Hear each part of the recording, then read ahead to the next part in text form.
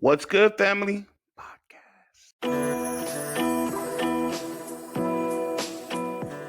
Today we got our very first and very special guest with us in the studio today, Miss Shai. Hey, Welcome to the What's Good Family Podcast, Miss Shai. How are you doing today? good. You? I'm all right. I'm all right. Thank you for making time to come and hang out with us, in the studio. Yeah. Well, Shay, we're going to kick this conversation off right. Can you introduce yourself? Tell us who is Shay, and can you tell us about yourself? I think the words to describe me are very outgoing, friendly, um, goofy. I can be annoying sometimes, but that's like when you really get to know me. But I just say I'm a very fun and outgoing person. Fun and outgoing. So, what makes you fun and outgoing? Probably the way I was raised, and I'd say the people that I hang around, they allow me to open up and be myself. Do you find that hard in today's time to be yourself? Are those some challenges that you face? Sometimes, yes, when you try and put yourself out there, because everybody's taught, oh, I gotta be cool. I gotta, like, set my standards high. I gotta be a part of the cool kid group. So, like, people forget to be themselves. People forget to be funny. And it does hurt them a lot. Okay, would you say that technology has a lot to do with children your age having a hard time finding who they are or being themselves? Yes, I would say technology has a lot to do with that because people are so quick to cover themselves up, bury themselves in their phone, to where when it comes down to putting themselves out there, they don't know what to say because they just stay in their phone. They don't like to interact with the real world. In your experience, do you find it easier to connect with people in real life, or do you find it easier to connect with them over the phone and the internet? For me, just because the way I grew up, I didn't like we never really had to depend on our phones, so we would go outside. We would have like play basketball outside. We would do a whole bunch of outside activities. So for me, it hasn't made it hard to connect with people due to technology. Me personally, I feel like I can go without technology sometimes. Okay, so what's your favorite thing to do when you're not using technology?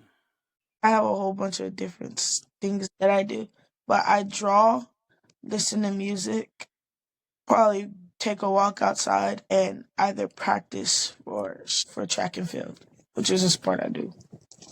Okay, and what do you do in track and field? I do shot put and discus. Ooh, a shot put in discus, right? Um, so have you had any accomplishments, any successes with shot put and discus?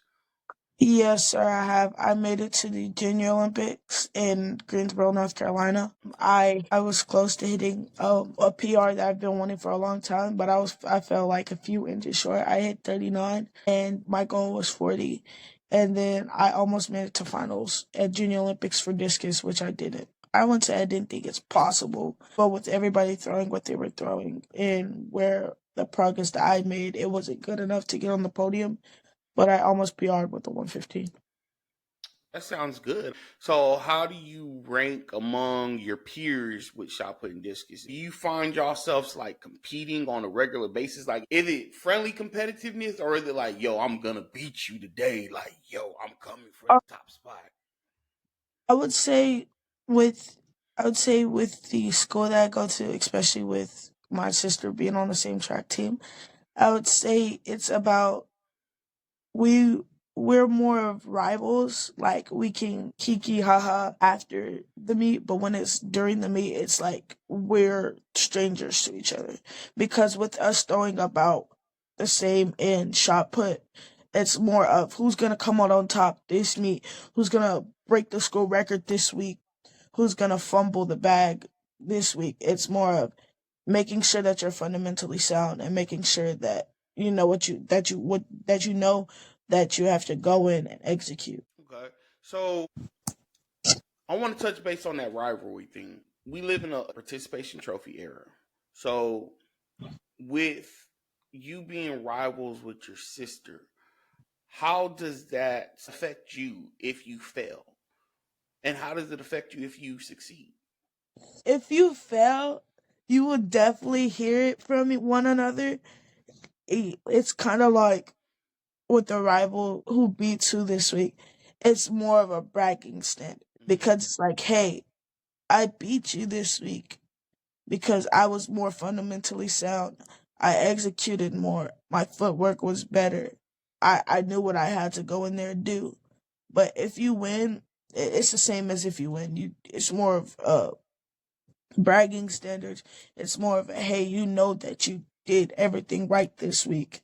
And that you do need to tweak some things, but it's not as much as you need to tweak. And then for when you lose, it's more of a learning lesson. Hey, I gotta go in this week and I know what I need to focus on. I can't derive from nothing. I can't like no problems can magically come up because I already know what I need to focus on, right? Once you focus on that one thing, it gets easier to be more competitive. Okay. From what I'm gathering in your answers, you failing doesn't deter you. It sounds like it motivates you to do better. So it sounds like you said you get to go back and you look at your footing, you look at your hand placement on the disc and the shot put and everything else. So it sounds like it motivates you to be better. So would you say Yes, that sir. you learn more from failing or succeeding, or is it about the same? I'd say for me, I learn more on failing Okay. because if you succeed, there's I wouldn't say that there's no room for learning anymore. It's more of diving and tweaking the small things. Sometimes the small things will matter depending on what you're doing. So it doesn't. Most of the time, it really does matter. But when it comes down to small versus big, I'd rather focus on the big things that I need to tweak on because once you get the big things, the small things get easier. I get your mindset. Some people would say that once you tweak the small things, the bigger things get easier. And I say that because it's the small mistakes that lead to bigger outcomes. So if you overlook the minute things or what you feel is minute, you could possibly be overlooking the big picture. That's in my humble opinion. What do you think? Yeah, I do feel like you can start with the small things first because for me, small things would be if we're talking about an track standpoint, small things could be how you hold the shot put and then your footwork. That's how we usually start, but because I already knew what to do with shot put, it was more of the big things like getting my foot placement, spinning, and all that other stuff. So depending on whether you already know the small things that you need to work on, that's when you work on the big things. But if not, it's the other way around. The small things would be like your power position. The small things would be like how you hold the shot, how you release. Okay. So let me ask you, Shayla, with doing shot put and discus and going to school, do you ever feel stressed out about school and your friends and your future? I'd say sometimes I do feel stressed out because they do ask me, hey, you want to do this? Hey, you want to do that? And I tell them I have to see because I have a very tight schedule when it comes down to having school, taking advanced classes and AP classes, having to go stay after school till 4:30, having to come home to study, and then having to go back to practice. I feel like it does create a stressful environment, but it does create a time management environment to where you can better understand time management and better learn how to use it. So let me ask you, what's one thing you wish the schools did differently to make learning more fun and learning things like time management? I would say I would want schools to create an environment that kids would want to come in and learn. Like an example is not last year, my eighth grade year. I had a teacher. Her name was Miss Irvin Smith, and she taught U.S. history. She's the reason why I like history now. She taught U.S. history, and she would always create different challenges. And an example of a challenge was she had three tables. One was the heavy hitters, second was the aspiring heavy hitters, and the third one were the people who didn't want to do anything.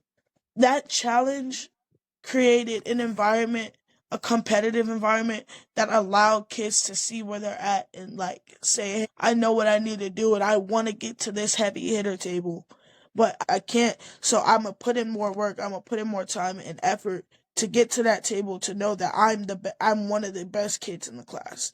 That's what I feel like every school should have, because with kids walking in here just, hey, I'm just gonna come in here. You have kids sleeping in class because they don't make the class fun. They don't make it a like safe working environment. Sometimes it's like, hey, I just don't want to go to this class, and that is a problem for all kids. All kids that say, hey, I don't want to go to this. Most kids that say, hey, I don't want to go to this class are normally failing because it's not a fun environment for them to be in. Do you think technology has taken over teachers' teaching? So have you noticed the teachers relying more on, hey, go to your Chromebook or go to your MacBook and read this, and this, and leave me alone? Or are they actually standing up in front of the classroom teaching you a lesson that is gonna stick with you and be engraved in you? I would say yes, because this is just a me thing. I feel like it is kind of sad because for our school they have ordered like, I think, about 500 more Chromebooks Mm-hmm. for class. But I feel like we don't need that if you would actually come up with a lesson plan that is interactive instead of saying, hey, your work is on Schoology, go do this. Me personally, I like paperwork because it's easier to turn in, but they're going off of a, hey, I don't want to sit here and sit down and grade all this, so we're gonna put on Schoology, and if they do it, they do it. But if not, I could just do it on this year. I feel like they have derived technology to make grading work easier for adults than for kids, because some kids don't have technology at their houses. So if they don't get it done at school, then they won't be able to get it done at home, and they're going to be like, oh, it's homework. But some kids can't do it at home. Okay. So it sounds like you're saying technology has more so taken away from the teacher student dynamic versus improving the teacher student dynamic. Yeah. So you're saying school needs to be more interactive. You gave the example of your eighth grade teacher and how she had the hard hitters table and the other tables below it. And for you, that made you want to work towards the hard hitters table. So was it your competitiveness propelling you forward, or was it a drive because the teacher was actually teaching a valid lesson? Like, were you more so focused on getting to the hard hitters table and that was it? Or were you actually focused on maintaining and retaining the lesson that she was teaching you as well as getting to that hard hitters table? I would say it's a mixture of both, because I can't say everybody in the class was competitive, but I could also say the way that she made up her lesson plans, wasn't no there was no option of failing her class. Every single kid inside her class passed her class with an 80, and I would say that's just the way that she makes up her lesson plan. She doesn't want to make her class boring. Like, one time she actually had these robots, and we would code the robot on a map, and Mm. we would put different timelines and different dates. And the way that she does her class, it's easier for you to retain the information because it's coming out of something that you love doing. Okay. So, my last question for you, DeShayla, because we're running short on time. What's one thing you're excited about for your future and in the future? One thing I'm excited about for my future is probably, just because I really don't know where my future is going to take me, because I do have a lot of stuff in mind. I'm just excited to see where the future takes me, and whether it takes me straight to the Olympics, whether it takes me to becoming a lawyer, because that's what I want to do. I want to become a criminal defense lawyer, whether it takes me to pick up football again. I just like the spontaneous moments of thinking about where my future is going to take me. You're enjoying the journey. You're not so much worried about the outcome as much as you are enjoying the journey. Yes. All right. Well, Mr. Shayla, I want to thank you for being with us today. You did an awesome job, and I'm so proud of you, baby. I love you.